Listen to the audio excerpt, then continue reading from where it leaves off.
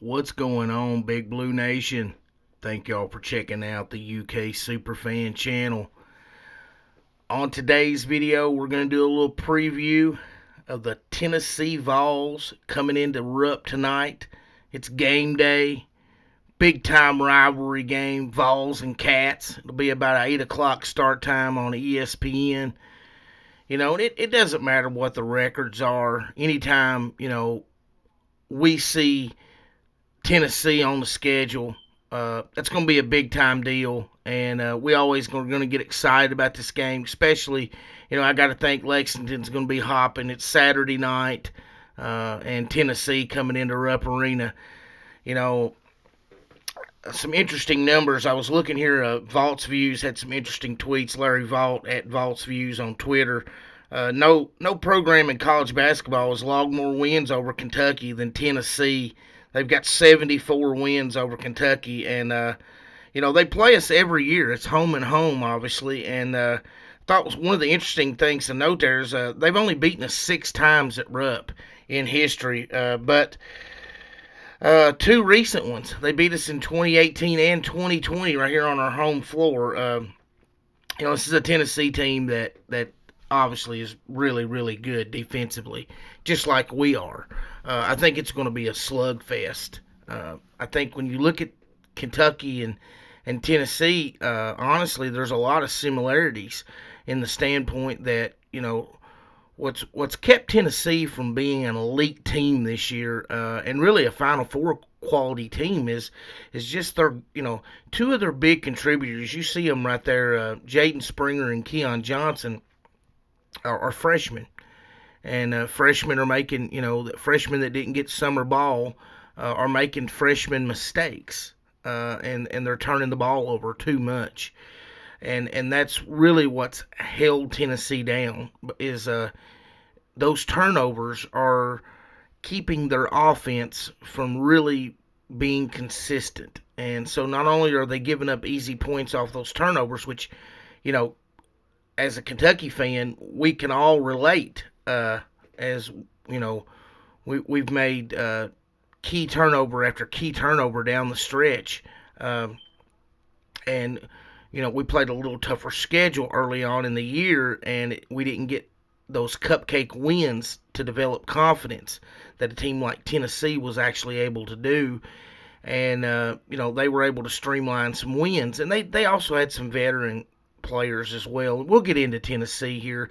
One of the things to note, Dick Vitale tweeted out last night or yesterday afternoon that he had a conversation with Coach Cal, and Cal had revealed to him that Terrence Clark would still be out today. And I was really hopeful that we could get Clark back in there, and even just getting him back in the rotation. He's the kind of guy that can be disruptive, in the sense that, he's so quick off the dribble, and he would have just brought a different component. And here he's missed 10 games. He's missed over half the games that we played, and I really feel like that's really, really hurt us because of the fact that he's the one guy that brings a different dynamic.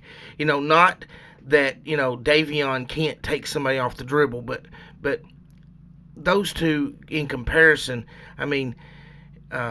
Terrence Clark has an elite first step, and if we could have channeled that into our offense, it would have made a huge difference for Kentucky, and I really feel like that stymied us and helped us to get the growth that we really needed to see offensively. Because if you look at us, we're like Tennessee. I mean, Tennessee's metrically ranked as one of the best defensive teams in the nation, but Kentucky's not far off. I mean, Kentucky and Tennessee are flat out two of the 5 or 6 best defensive teams in the country, basically in any way or shape or form that you stack it up. So, we'll talk about it. Let's talk about Tennessee real quick. Let's go through a little quick breakdown. You see Santiago Vescovi there. He's a 6'3" sophomore guard. I'm going to be brief with this. He leads the SEC in assist to turnover ratio. He's 6th in steals per game. That's what Tennessee does. They're just grinders. Next up, you see Jaden Springer, one of the highest rated freshman probably to ever commit to Tennessee recently. Anyway, he's a 6'4" freshman guard. Um, Really, to me, he's the guy that has the most upside of any player on this team. Really, just I think he's going to really end up being a special guard for them. And he's missed a few games. Like I said, he's been plagued by turnovers. That's what's really hurt this team. And right below him, you see Keon Johnson, a 6'5" freshman guard there. Uh, he's a local product, number one rated player in the state of Tennessee last year.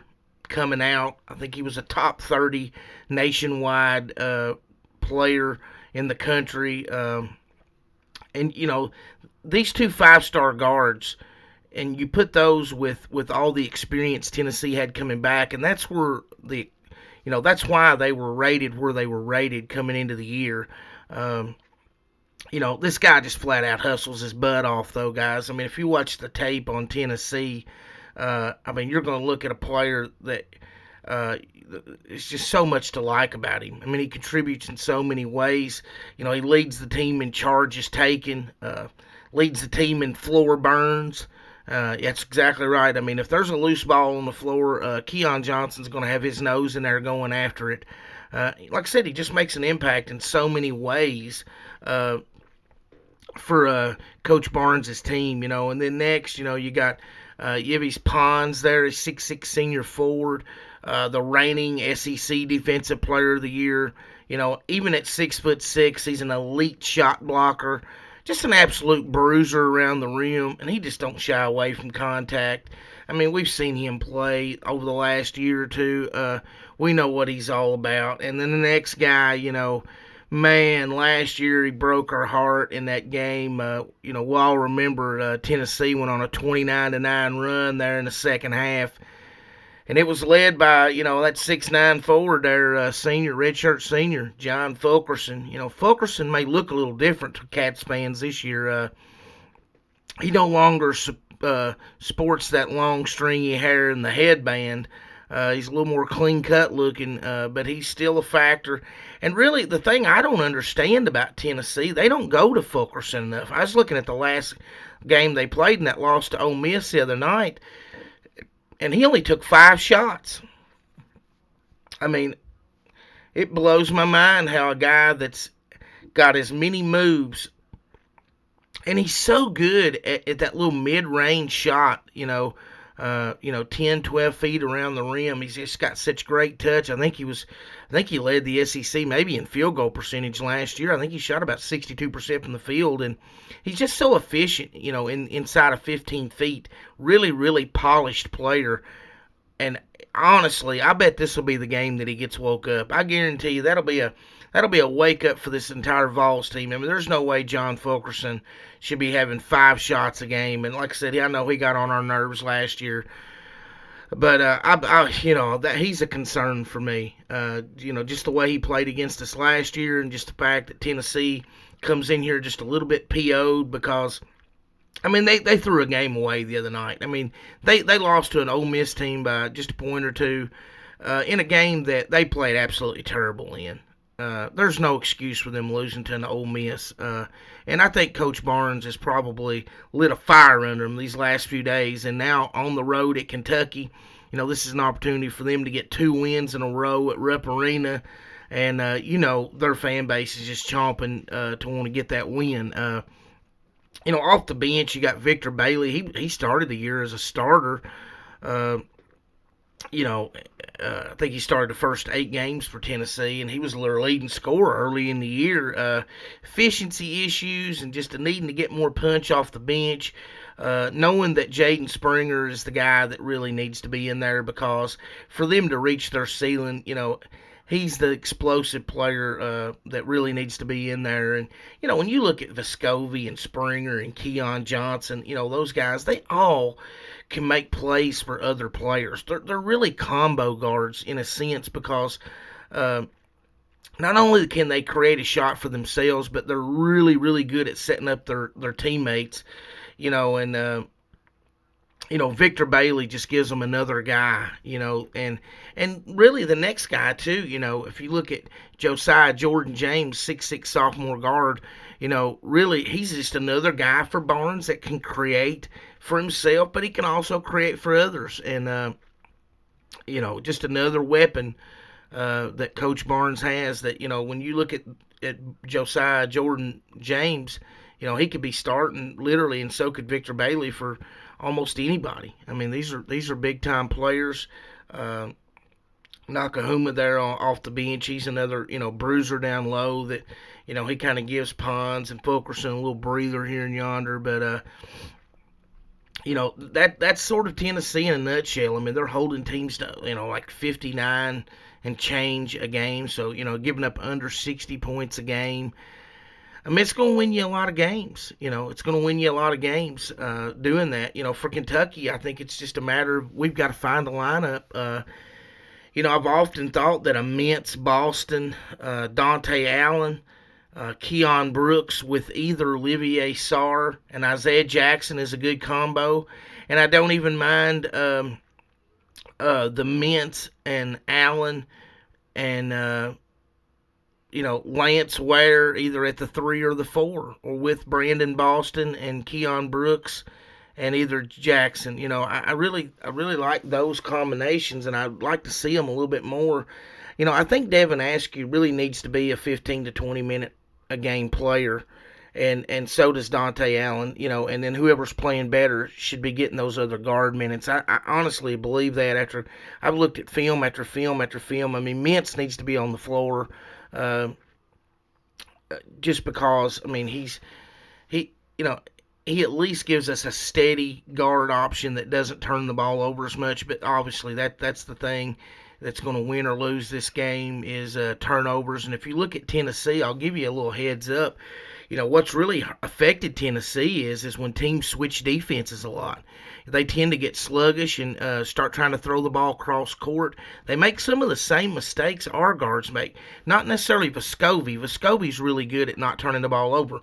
But if you look at Victor Bailey, Jaden Springer, and Keon Johnson, they have consistently tried to make the hard play, sort of like some of our guards. And that's what's really hurt Tennessee again, and it's kept them from reaching their ceiling as a team is just so many turnovers. And it's really Springer, Johnson, and Bailey that just have consistently not made the easy play. And like I said, as Kentucky fans, we can feel their pain because that's what's kept us from winning games and winning time. At the winning time, that last 4 or 5 minute stretch of the game has not obviously been it's well documented. It's not been good for our Cats. So that's something that we've continued to work on, and we just got to be tough today. I mean, against this Tennessee team. I mean, that's this game is going to be tougher than a $2 steak. I mean, that's the way it's going to have to be played. We're going to have to find a way to grind out points, and this will probably be a game it's going to be 68 to 60, 65 to 58. It's going to be one of those games that I'd be shocked if this game gets in the 70s. And Kentucky's got to find a way. We've got to find a way to get some tempo out there and get the ball moving down the court and get up some shots. I mean, this is not a game that you want to grind and keep taking shots at the end of the shot clock. If you're doing that, you're playing right into Tennessee's hands. And even though they've struggled on the offensive end, they've got guys that can dribble into the paint and create things. And we've had trouble with these guards. I mean, Devin Askew, for one, and he and Dante Allen have had they've gotten obliterated by drivers to the rim. Askew and Allen are both, we love to have Allen on the court, and I know a lot of people, think maybe he's a savior or whatever, but he has gotten abused. He and Askew both have by penetrators. And when that happens, that puts a lot of pressure on Lance Ware and Isaiah Jackson and Olivier Sarr on the weak side. But they've done a really good job. I feel like that part of our team has steadily improved all year. And Sarr, Jackson, and Ware, and even Keon Brooks have done a pretty solid job of defensive rebounding and, contesting shots at the rim. Isaiah Jackson right now is literally statistically one of the best shot blockers in the nation. So, he's able to really exert himself in that area and cause the other team problems. So we're going to have to figure out a way to keep Sarr from getting in foul trouble and get more out of him than what we're getting. But, that's sort of my take on it, guys. It's a big-time game. It's Tennessee. This season isn't going the way we want it to go. But boy, I tell you, it could really get turned around tonight with a massive win against Tennessee. They come in here, like I said, they're not in a very good mood either. They had a pretty tough defeat there the other night against Ole Miss in a game that they just played so sloppy and Rick Barnes, we all know he's a quality coach. It'll be a big-time game. Like I said, you put Vols and Wildcats on the marquee, and that's going to get people excited, and I'm excited for the game. Like I said, I'd like for our team to be doing a little bit better. I wish, this season could have been a little bit more fun than what it's been, but it is what it is. We got to keep grinding, keep moving forward. That's what we do. On this channel, it doesn't matter, if the losses are piling up. I've been bleeding blue my entire life, and I know so many of you that follow these videos and the channel have too, and, some years it's just not your year. But, a win over Tennessee tonight would surely make the weekend just a lot better for the Big Blue Nation. And for me, it would definitely be a great way as we get ready on the Super Bowl weekend here to just sort of get our mood changed. Like I said, there's still an opportunity for this team to get hot.